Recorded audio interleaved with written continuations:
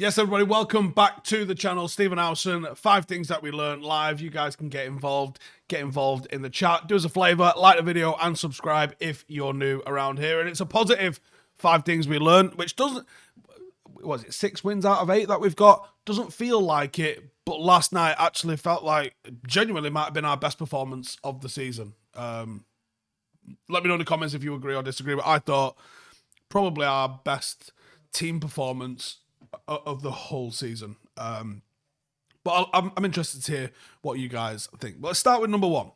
Number one, Amrabat. Amrabat was an absolute force. I thought it was the game that he finally arrived as a Manchester United player.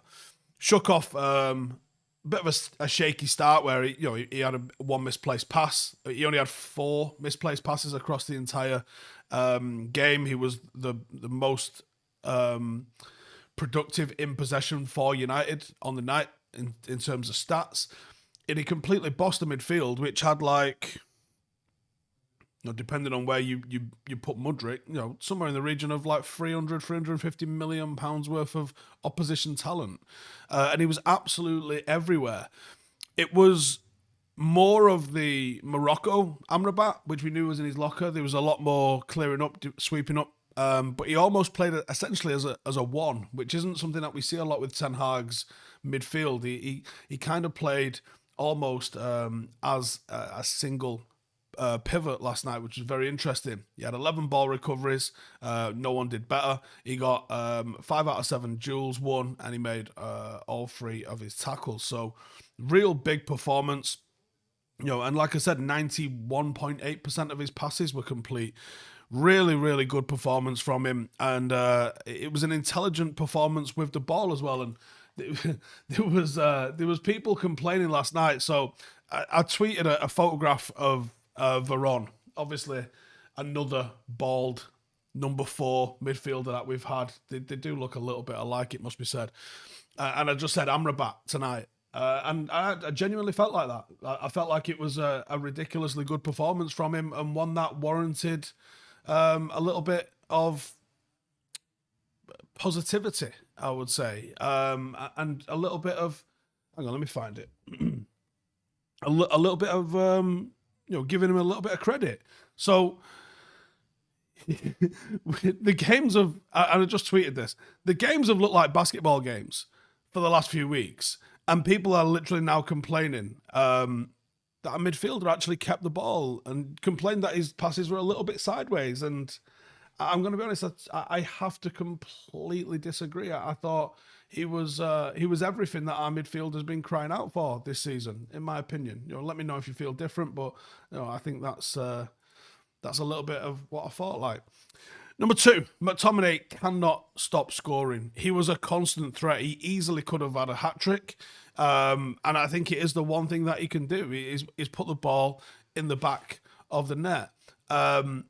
He seems like he's playing off the striker, which I think if you're going to continue with that, you're going to have to move Bruno back a little bit, because against better teams, and honestly, I'm shocked Chelsea were so poor with the talent at their disposal, because they were shite at times. United absolutely shell-shocked them.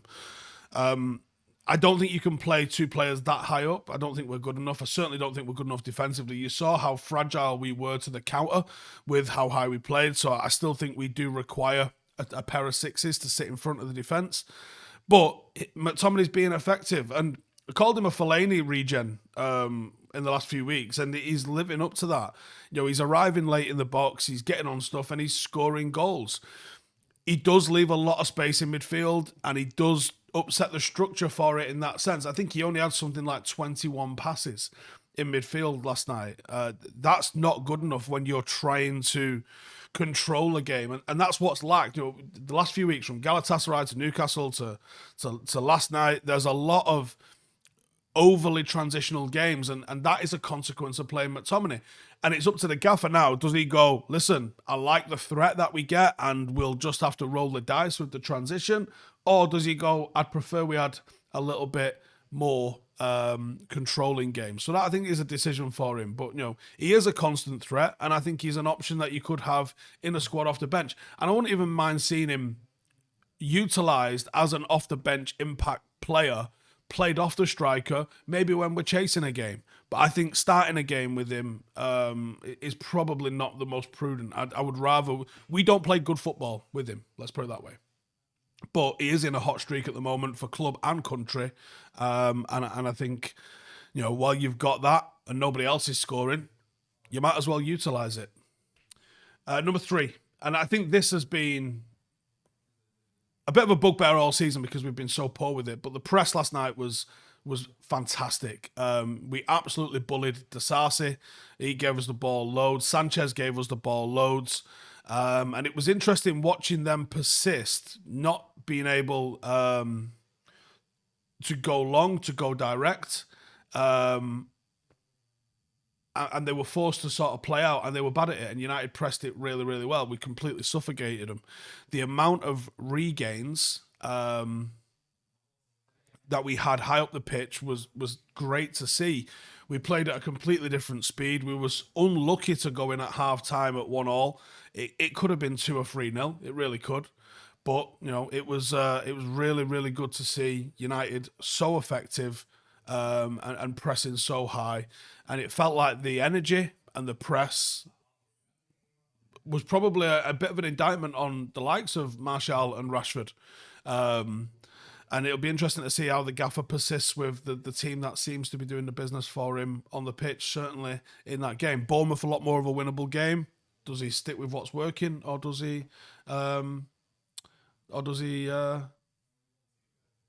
switch it up a little bit? Number 4, I'm going to talk about Garnacho, but I'm also going to talk about Anthony, because I think a lot of what I'm going to say about Garnacho you can also apply to Anthony. Both of them, but Garnacho especially, breath of fresh air.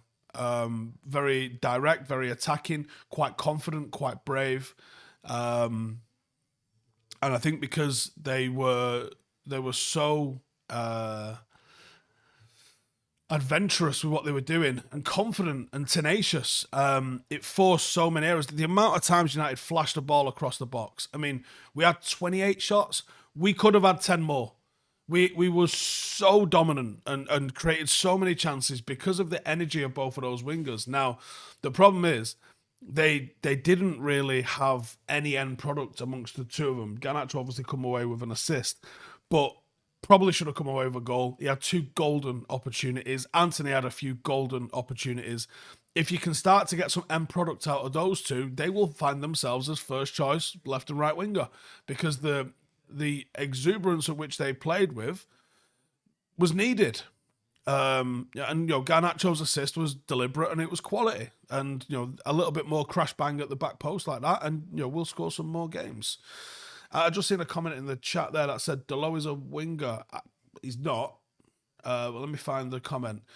Scott says Delo is a winger, not a fullback. Mudryk was given a freedom Old Trafford. Good job, he's shite.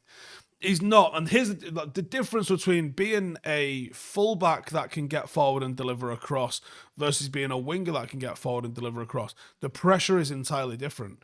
You have so little time on the ball as a winger because you're definitely playing up against someone, whereas when you're a fullback and you get in those positions, quite often they're going to allow you to have the ball at least a bit more than they would if you was a winger. So it is a totally different position to play, even if you're like, well, they're in the same area of the pitch trying to do the same thing.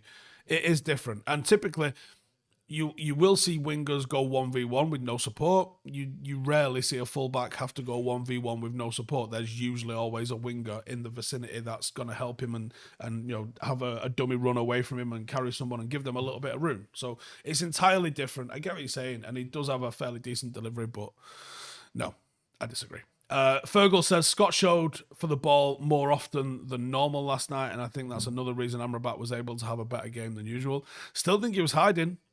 Like, if you look how often he actually got on the ball in the middle or our third, it was next to non-existent. He still very much played in the opposition third.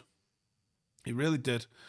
Gilly says the difference in players actually caring yesterday was incredible. Maybe the entire problem is guys not giving a shit. It probably isn't, but it does often look like that, doesn't it? Yeah, it does often look like that. Apner says, I don't mind McTominay been behind Haaland to take a chance because our crosses are not that accurate. There are increasing probability of having two heads in the area. Haaland will find goals eventually. It's just about whether or not you, where you value what's going on. So if you have McTominay and Haaland in the middle, you're essentially playing some sort of a version of a 4-4-2. Which means that you're not going to have enough control in the middle. So if you're happy with that, then cool. If you're not happy with that, then you got to figure something about it. Notch says, Agbonlahor said Enzo and Caicedo were innocent last night for being outclassed by McTominay, and it was the other player's fault. See, this is very interesting, right? If you've got one £100 million player, people got a lot to say. When you've got two in midfield and they are outclassed by McTominay and Amrabat, who haven't been able to outclass anything this season, I think questions are rightly asked. I like Enzo. I think he's a fantastic player. I don't know if it was in something the way Poch set that team up last night, but they were not in the game at all. You know, that midfield's an embarrassment of riches. I think Sterling's shite. I think Nicholas Jackson's a bang average player.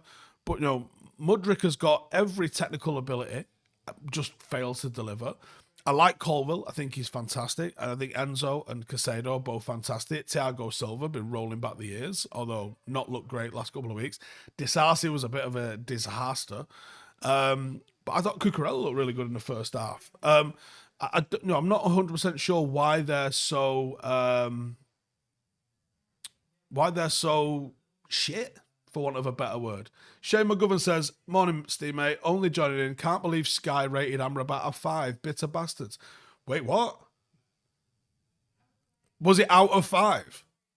Because if it was 5 out of 5, I can get behind that. If that's 5 out of 10, that's fucking ridiculous. He was, for me, I said this in the review last night and I stand by it. For me, Amrabat was the best player on the pitch.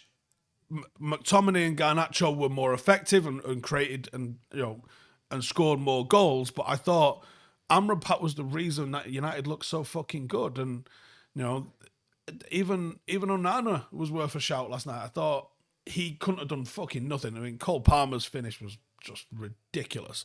But I thought Onana had chances that he saved that maybe he didn't or shouldn't have saved, but he did.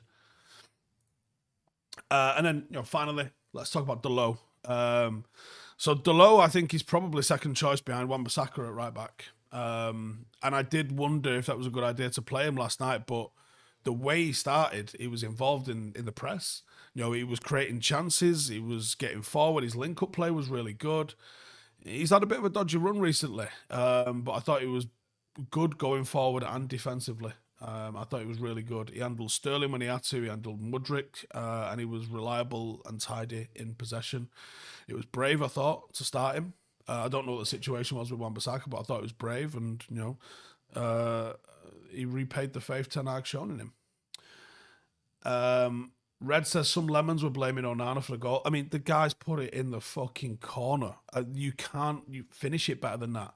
Also, it's come back through Lindelof. These two centre-halves closed him down and he got a shot off. Like, it's on the centre-half. Both Maguire and Lindelof have to block that shot. That's the fucking game. It shouldn't have got through to the goalkeeper. Simple as that. When is Martinez back? Christmas. And then, obviously, 3-4 weeks of getting fit again, probably.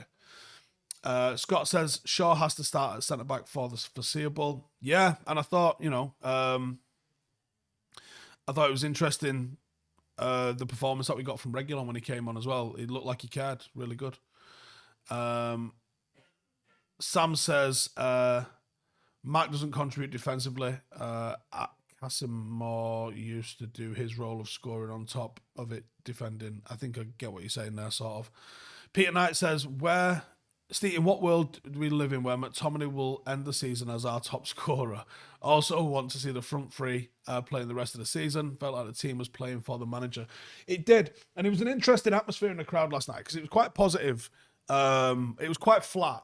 It was quite flat, but it was very positive. Richard Porter said, Is it me or did Palmer look like he's putting his celebration on? I can't remember what he did, to be honest with you, so I wouldn't be able to answer. Notch says, I'd imagine Evans will get back in the team. I think you might be right, you know. Josh says, what was up with Colwell starting as captain? I know he's class, but he's 20. Surely Thiago Silva wears the armband in that team. On that note, oh my God, that Chelsea team is crap. Yeah. Yeah, it is crap. Yeah, I mean, I like Colwell. I think he's a serious footballer. I'd love him at United. I think he'd be great at here. But, you know, whatever's going on is whatever's going on, I guess. Yeah, surely Thiago Silva wears the armband. I don't know. Obviously, Reece James put it on when he came on, didn't he? I think he did, at least, anyway. Turgan says they played better than last Sat. Chelsea were poor. Some of the players you're raving about are not United quality. Which players? And last night's game tells me nothing about where United headed. Interesting. Flowers says Garnacho and Anthony run all night, and that made a huge difference out of possession as well. I think it did. Anthony says, surprised Manu didn't come on yesterday. Yeah, a little bit, I would say. Ollie says, how's Bournemouth form ahead of this weekend? I think they won last night, didn't they? Let me just have a look.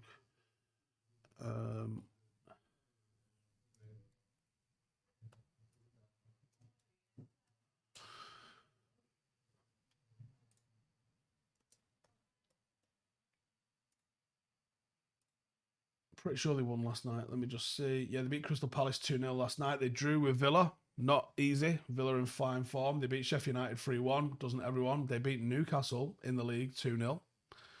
Then they got pumped 6-1 off City and beat off Liverpool. So 3 wins, 1 draw, 2 losses, but they've lost to City and Liverpool. So it's so-so for them. It's so-so for them.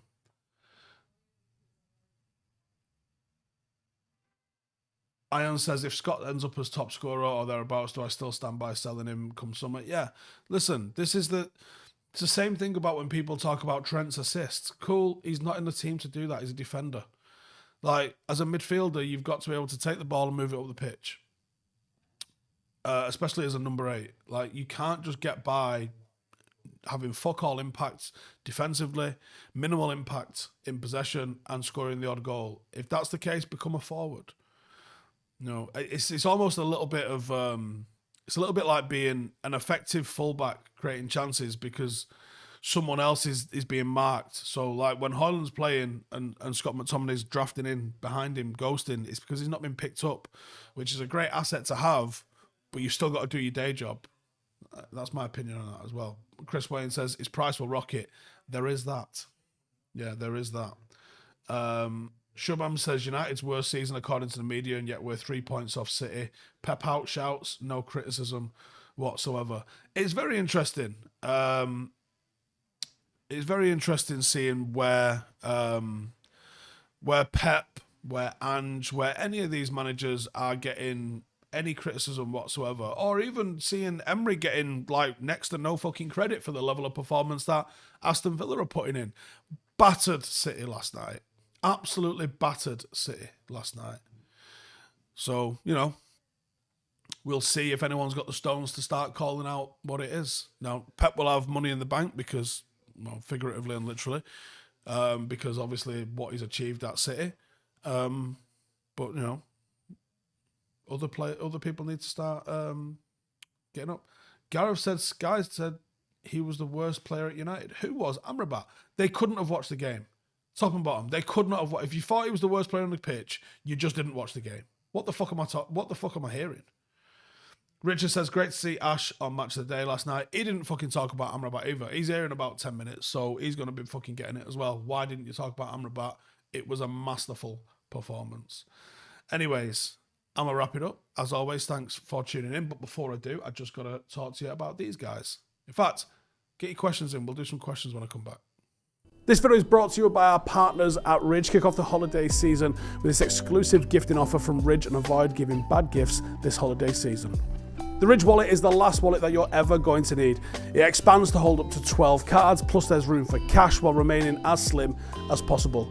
It's RFID blocking to protect your cards from electronic theft, and it's built to last a lifetime with its durable materials. Over 3 million satisfied customers and a staggering 80,000 5-star reviews. You know you're getting something special. The Ridge wallet comes in 30 plus colours and styles, including the carbon fibre, the burnt titanium, the forged ember, and 24 karat gold.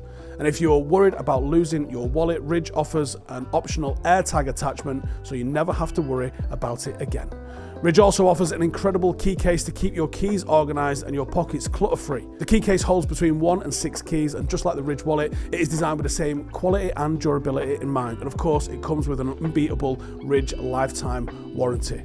The Ridge team is so confident that you'll love it, they offer a risk-free trial period of 99 days. So you can test it, and if it's not your thing, send it back and get a full refund. And here's the best part, our viewers get an exclusive offer. Click the link in the description to get up to 30% off until December 20th. Use my link and you can enter free to win a Ridge bundle worth up to $4,000. Don't miss out on this fantastic opportunity to upgrade everyday carry with Ridge's top-notch productions. Thanks to Ridge for sponsoring this video, and to all of our viewers, happy shopping with Ridge. Go get yourself a Ridge wallet, and if you're getting the 24 karat gold one, that's a little bit on the fancy side, but if you're into that, you're into that. Some questions here. Jim White, did Ten Hag prove that doing the job on the pitch is the only way to shut down the media? Do I think we can get something out of the Liverpool game? No. Dara says, do I think the club banning the media garnered some respect from the players? Maybe. Maybe. I haven't actually said anything about the club banning the media, but bravo. I've said it so long, just ban them. And United still did it a little bit soft. They've used the protocol. United, I've said, like, the people that they banned didn't ask the club for comment, which is fair, right? But the club would not have commented on that, which makes it quite hilarious, actually. The club, if you'd have rang the club and said, listen, we think 50% of the squad don't believe in the manager and want him gone, they'd have been, we're not going to comment on that. All right, cool. So it was a bit of a mad one to then pull up that, even though they definitely wouldn't have commented on it, and then ban them. But I'm absolutely here for it. And if you go back, there's a great book by Daniel Taylor, who's a great journalist, who actually got banned forever at one point when he was working for The Guardian. And I can't remember what he did. Oh, he reported Rio was injured. And he was. Fergie banned him for life for reporting the truth. So even though the club have hidden behind this like protocol, you didn't ask us for comment, therefore go fuck yourself, you're getting banned. But I don't think they need to do that. I think they say, hey, guess what? This is our press conference, and if you would like to come to it, you play by the fucking rules or you fucking sit outside. How about that? So I would have liked it if they, but do you know what? Let's call it step one, but there's about 5 steps that you need to get through. And some of them being like, I don't like your hat, get the fuck out. That's when I'm here for that. I'm absolutely here for that. Scott Speed says, chances of Rashford to Saudi in January, 0, I think. I'm seeing a lot of fucking hate for Marcus in the moment, and his performances have been shit, but, it's one of those. Who would I bring in to replace Rashi if we sell him? Moot point, we won't be doing. CTB says, since Maguire's playing so well, what happens when Martinez comes back in? A bit harsh to drop Maguire based on form. He's playing well defensively, and one of the reasons he's playing well defensively is because of the lack of control in midfield. Look, bar last night, how many shots... United had conceded somewhere in the region of like 60-plus shots in the last 3 games. That's fucking ridiculous to allow as many shots as we've allowed. So you got to look at the lack of control, and then, again, it's... Why did we have so many shots on Chelsea last night? Because they couldn't play out from the back. And United can't play out from the back.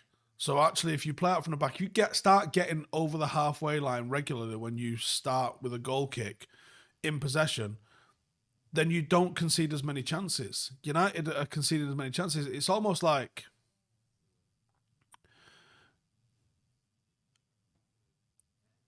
I can't think of the correct analogy here, but Maguire being so poor is leading to him having to look so good defensively. Him being unhelpful when you're in possession and playing out means that he has more defending to do, and he can defend the box. He can defend aerial challenges really well, and he can defend the box. I still think you can be better without him. And I think last night shown you just how vulnerable he is to the high line still as well. So I would have to say, get Martinez genuinely fit, and then play a ball-playing defence. Who that is, I'm not sure, because the right side defender was Varane, and that dude's a missing. So I don't know what the fuck's going to happen there with that now. Agaz says, Maguire looked like he was showing for the ball a little bit more yesterday, almost as if he heard Ash's comments. Maybe he was. He still takes about 5 seconds too long, in my opinion. Every time he gets it. It almost like he's looking for the Hollywood pass, and he will play a simple pass secondary. I would like it more. If you can see, when there was a couple of occasions where he laboured to pass it to Amrabat, and then Amrabat immediately one-time passed it to someone. You don't get one-time passes out of Maguire. And you certainly don't get a one-time pass and then him move into a better position to offer a second option. That's what I would like to see him. That's when I could start saying he is a good ball-playing defender, because until he's doing that, he's not. Harry Bennett says Miguel Delaney just tweeted that Varane, Casemiro and Sancho are up for sale. Again, is that true or not?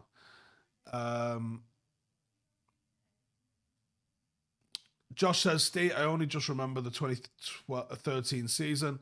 Did any of our legends or reliable players like Giggs, Scholes, Keane, Carrick, Rooney tank like Rashford has for periods? Giggs was a bit of a form player.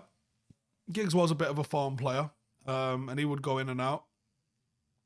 Shayan says, were Neville and Giggs good? Was young when they played? Yes.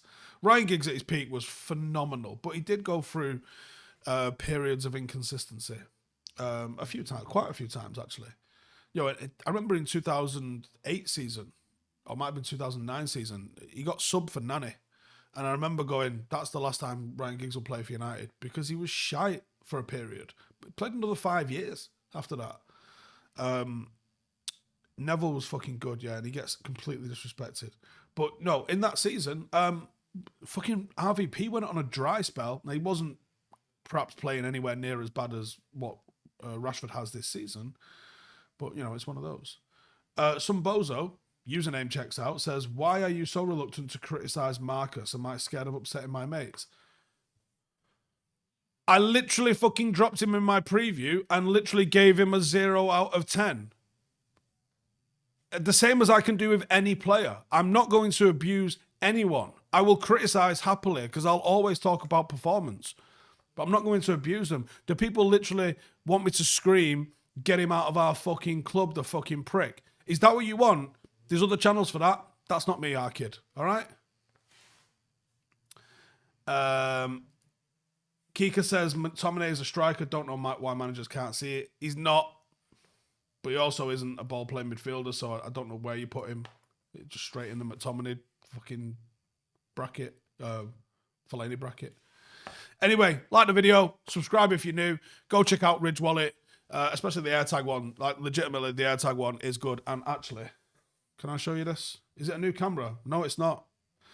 Genuinely, because I've had quite a few comments, people asking this. It is the exact same camera, but a white wall kind of washed me out a little bit. And I think a black wall picks the contrast up just a little bit. But I'll show you. Oh, I can't show you because it's zoomed in on the street. There you go. I can show you now. There you go. Stephen's wallet. I use it. It's fucking mint. And actually, do end up clicking on the Find My thing as well for it a few times. Anyway, I'm out of here. Take it easy. See you in a bit. Hey, thank you for watching the video. If you are new around these parts, then don't forget to subscribe. My channel is proudly supported by my community on Patreon. If you'd like to get a little bit of extra content, a Discord group, meetups, five-a-side games, weekly podcasts, behind the scenes, and even an occasional bit of transfer news as and when I get it, then for the price of a pint, you can show your appreciation for the content that we make and get some goodies for doing so as well. Check the link in the description or click the button right here. You'll also find all of my socials here too if you want to follow me on any of those platforms. Nice one.